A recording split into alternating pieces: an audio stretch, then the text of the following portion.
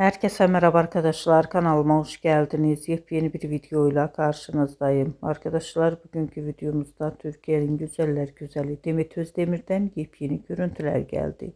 Demet Özdemir'in güzel, rengarenk, muhteşem tatil görüntülerini sizler için YouTube kanalımda video halinde sunuyorum. Umarım beğenirsiniz. Arkadaşlar, videomu beğendiyseniz kanalımı izlemeyi ve bildirim butonuna basmayı unutmayın. Şimdilik benden bu kadar olsun. Yeni videomuzda görüşmek üzere. Hoşça kalın.